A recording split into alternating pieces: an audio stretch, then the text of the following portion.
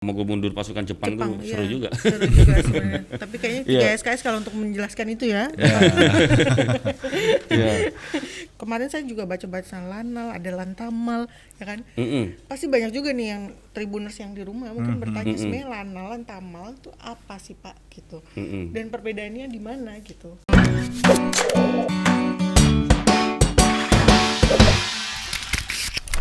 Mm-mm. Sebetulnya kan Lanal atau Lantamal itu sama. Lanal itu Pangkalan Angkatan Laut, Lantamal juga Pangkalan Angkatan Laut. Tapi kalau Lantamal itu ada Pangkalan Utama Angkatan Laut. Sebetulnya kalau dari sisi grade ya, kalau dari sisi grade atau tingkatan itu, kalau Lantamal itu artinya Lanal tipe A. Oh, Lanal. Lanal tipe A, kemudian kalau ada Lanal tipe B, ada Lanal tipe C. Sekarang ada Lanal tipe D juga. Kalau saya urut, Lantamal itu komandannya bintang 1, Laksamana pertama, Lanal tipe A. Kalau kayak di sini Lanal Batam ini Lanal tipe B. Komandannya kolonel, sama dengan Natuna. Tapi tidak sama dengan Tanjung Balai Karimun, Dabo maupun Tarempa. Itu Lanal tipe C. Komandannya letnan kolonel. Iya. Tipe-tipe itu dasar penentuan tipe itu apa komandan? Berdasarkan luas wilayah. Luas wilayah ya. Berdasarkan tantangan di daerah itu gitu. Sama saja. Misalkan ada Polres, ada Polsek kan gitu ya. Okay. Ada Korem, ada Kodim, ada Koramil, itu aja sebetulnya. Tapi pada dasarnya Pangkalan Angkatan Laut adalah kewilayahan Angkatan Laut. Ya, organisasi kewilayahan Angkatan Laut. Meskipun beda tugas pokoknya, mungkin dengan Polres, dengan Kodim pasti berbeda karena punya masing-masing ya tugas pokoknya, tidak hanya teritorial gitu. Iya. Kalau makanya kalau Kapolda pun kan Polda kan ada Polda grade Tipe, A, ada Polda yang bintang 2, ada Polda bintang 1 gitu nih. Sama ini tipe A, tipe B ya. Iya. Tapi kalau ngomong Natuna, Batam memang kalau wilayah sama beban resikonya juga kayaknya seru di situ. Ya, Tapi ngomong itu berarti tadi kita tipe B. Nah, berarti bagaimana dengan tugas dan fungsinya dari Lanal di itu sendiri gitu? sama ya, kalau Tugas fungsinya sama, komandan ya? Tugas fungsi Lanal mau tipe A, tipe B, tipe C itu juga sama. Mungkin kalau sebetulnya Lanal ini adalah untuk menyelenggarakan dukungan logistik dan administrasi bagi unsur-unsur Angkatan Laut. Unsur-unsur Angkatan Laut itu artinya kapal perang, pesawat udara Angkatan Laut gitu yang datang ke Batam itu dukungan logistik maupun administrasinya kita yang nyiapkan. Itu salah satu tugas pokok Lanal. Kemudian ada juga melaksanakan patroli keamanan laut terbatas. Artinya di wilayah Batam ya patroli terbatasnya dari Lanal Batam gitu. Kalau wilayah Kepri secara keseluruhan mungkin mulai dari Natuna sampai dengan ini Lantamal juga ada di situ. Nanti di situ juga ada mungkin saya tambahkan ada sedikit lagi, ada gugus keamanan tempur laut, ada gugus Kamla yang di sini juga ada kantornya, itu gugus keamanan laut. Nah itu kalau itu Kolakop artinya komando pelaksana operasi, kalau kita komando wilayah gitu ya. Jadi memang punya tugas sendiri-sendiri. Kemudian juga tugas pokok yang berikutnya juga saya membina potensi maritim menjadi potensi pertahanan dan keamanan. Artinya kita juga punya tugas untuk teritorial di bidang maritim gitu ya. Kemudian yang keempat ya tugas-tugas yang dibebankan dari komando atas langsung ke kita gitu lah, tugas-tugas khusus yang sesuai dengan kebijakan pemimpin. Gitu. Jadi tugas pokok itulah yang melekat di Lanal sebetulnya. Nah, pada saat kewilayahan Lanal pun juga jadi forum komunikasi pimpinan daerah ya. Itu tidak termasuk dalam tugas pokok Lanal, itu sebenarnya itu tugas tambahan. Saya pikir saya kira di baik di Kodim sama bukan tugas pokok itu, jadi tugas tambahan kewilayahan melekat membantu pemerintah daerah untuk bersama-sama bersinergi dengan unsur-unsur yang lain memajukan wilayah. Jadi itulah yang mungkin makanya kemarin saya jadi inspektur upacara pada saat Sabtu kayak obor gitu misalkan. Dan itu memang tiap tahun 17 Agustusan itu dibagi, tahun ini yang urusan upacara siapa, yang urusan ini siapa, yang urusan ini itu muter kita kegiatan membantu pemerintah daerah. Gitu. Jadi kemarin kalau kemarin ada yang nanya-nanya itu kan di Batam kan sering KRI bersandar itu berarti Lanal sebagai supporting atau memang kapal KRI itu memang miliknya Lanal sini atau gimana? Bukan. Itu kan sering. Jadi kalau Lanal saya tidak punya tidak membawahi KRI ya. Iya. Memang saya membawahi patroli-patroli ke kapal angkatan laut ya, setingkat di bukan KRI tapi ada KAL namanya, ada KAL, ada Patkamla. Itu saya memiliki itu gitu. Tapi kalau KRI yang datang ke sini KRI yang tugas operasi mungkin pengamanan Laut Natuna, pengamanan Selat Malaka,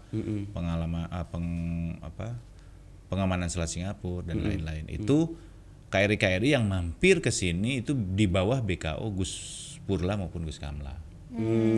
Tetapi begitu sandar di Batam urusan logistik administrasinya kitalah yang nyiapkan. Itulah tugas pokoknya sebenarnya itu. Nah, itu tuh. Ya, gitu loh. Iya, jangan pikir nanti wah main ke Lanal melihat KRI belum tentu ada di situ. Iya ya, benar ya. Tapi memang selalu ada KRI ke Batam. Sering ya. Selalu Termasuk ya. sering ya. Termasuk sering. Iya. Itu. Program sudah nih. Iya. Berarti nih kalau kita kan sebenarnya Batam ini posisinya berbatasan sama Singapura ya. Kita ya Batam ini pulau juga. Sekeliling kita laut ya, Pak. Berarti wilayah Komandan ini berbatasan dengan Singapura, Malaysia ada nggak? Ada kan? iya. Malaysia Ya, juga. sebelah utara kita Selat Singapura, sebelah selatan Kabupaten Lingga, sebelah barat itu Karimun, dan sebelah timur itu Pulau Bintan, ya, gitu. Nah, jadi kalau di Batam sendiri perairannya ini permasalahannya apa sih yang sering terjadi? Sering terjadi apa Komandan kalau persoalan Iya. Kalau kita berbicara bahwa daerah Batam itu berbatasan, tentunya yang paling rawan adalah ya kegiatan-kegiatan ilegal. Karena begini ya, ada berbatasan dengan Singapura, berbatasan dengan Malaysia ya. Perbedaan ya, varietas barang, perbedaan harga dan lain-lain ini kan juga akan menimbulkan keinginan untuk bisa melakukan kegiatan ilegal ya. Meskipun kan sudah ada aturannya kalau mau masuk, biaya masuk segala macam dan lain-lain.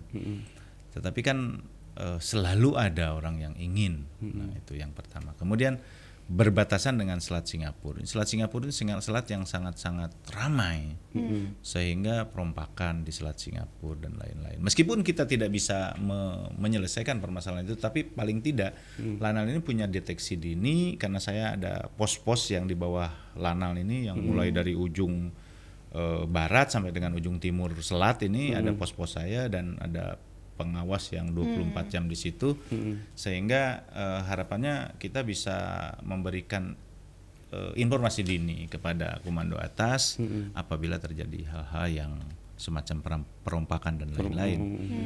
Jadi perompakan, kemudian ilegal, kalau illegal fishing nggak terlalu di sini karena kalau illegal fishing di Natuna gitu, tapi illegal mining mungkin, illegal distribusi barang-barang semacam seperti itulah. Itulah yang menjadi permasalahan sebenarnya dan harus ada solusinya tentunya ya. Iya. Nah kalau itu pasti saya ngebayangin ini loh Pak, orang yang melakukan ilegal itu, maksudnya yang nyelundupan lah mereka. Berarti mereka tuh yang ada di pikirannya melewati perairan, terus mereka kasih barang gitu. Bagaimana sih tipe-tipenya, kan pengen banget ngelihat gitu maksudnya. Iya, mungkin Komandan bisa cerita lah banyak contoh-contoh tindakan-tindakan ilegal di perairan perbatasan Batam Singapura. Maksudnya contoh-contoh seperti apa? Misalkan sebetulnya gini. Setahun yang lalu lah katakanlah, baby lobster itu kan tidak boleh, aturannya ya, aturannya tidak boleh diekspor. Zaman kabinet yang lama ya, tidak boleh diekspor karena begini. karena justru itu sebetulnya akhirnya ada beberapa orang oknum yang bagaimana caranya bisa mengekspor itu. Sebenarnya ekspor tujuannya itu ke Vietnam, tapi melalui Singapura misalkan ya, melalui tetangga kita, biasanya dibawa dari Tembilahan, dari Jambi dan lain-lain. Itu kan dengan speed kecepatan tinggi, dia akan jadi dikemas dalam plastik yang sudah dikasih oksigen untuk hidup. Biasanya itu hidup antara 6 sampai 7 jam. Jadi waktu dari sana melintas sampai dengan Singapura baru direoksigen. Setelah itu di packing ulang baru dikirim ke Vietnam. Dan perbedaan harganya di nelayan kita atau di dari awal pembelian itu dengan di sana memang cukup tinggi. Sehingga berbagai macam cara mereka bagaimana caranya untuk menyelundupkan itu ke negara tetangga kita, kemudian akan dibawa ke Vietnam seperti itu. Dengan kecepatan tinggi itu ya, speednya itu, sehingga tapi alhamdulillah selama saya di sini mungkin ada beberapa kali nanti saya ceritakan lah, bisa menangani masalah ini, termasuk menangani masalah narkoba. Narkoba itu biasanya dikirim dari sebelahnya lagi, bukan dari Singapura tapi dari Malaysia. Nanti tujuan akhirnya adalah mungkin ke Jakarta atau ke Jawa atau ke Bali. Tapi salah satu lubang masuknya itu melalui perbatasan kita, karena dekat ya, dari Malaysia ke sini kan paling cuma berapa menit saja kalau pakai kecepatan tinggi ya. Dari sini baru dikirim lagi ke Jawa atau kemana gitu. Berarti mereka kayak serah terimanya di perbatasan itu ya? Bisa jadi seperti itu. Bisa seperti itu. Dan kalau tadi komandan sampaikan kan jaraknya deket nih, ya, dengan speed yang kencang. Kalau nggak waspada ya udah lewat, lolosnya masuk. Udah lolos. Apalagi luas kan, kita banyak sekali. Kalau istilahnya pelabuhan-pelabuhan yang tidak resmi lah, atau pelabuhan tikus kan banyak. Di mana saja bisa, dan itu sulit kita memberikan, karena begitu rumah di pinggir laut terus kemudian ada dermaga kecil, kan itu sama dengan garasi. Kalau kita punya rumah di darat ada garasi kan gitu ya. Langsung masuk situ. Tidak ini, tidak. Saya juga pelabuhan yang tidak resmi, artinya pelabuhan bukan pelabuhan resmi yang ada gerbangnya, ada pengurusnya di situ. Gitu. Iya, komandan ini kan sempat viral ya waktu itu, sempat di media, bahkan kita lihat di Kompas TV bulan-bulan Maret awal-awal itu, komandan di sini terkait dengan tadi sampaikan penyelundupan baby lobster. Itu nominalnya itu kalau lolos nih itu 46 miliar lebih. Itu 19 Maret ini prestasi Lanal Batam menggagalkan itu. Kemudian 11 Agustus, kalau salah dikoreksi ya komandan ya. 11 Agustus itu juga penyelundupan baby lobster 13 miliar lebih juga. 12 September baby lobster lagi 12 miliar lebih juga. Nah, yang ramai yang waktu itu sempat di media itu 2 Oktober 2019 itu sabu-sabu 47 kilo. Iya. Komandan, mungkin yang ini yang sabu-sabu itu mungkin bisa diceritakan lagi, komandan. Itu ceritanya gimana sih menyelundup prosesnya dari Malaysia? Kalau nggak salah dari Malaysia itu ya, komandan ya. Ya. Jadi sebetulnya perjalanan sabu-sabu itu mungkin Malaysia juga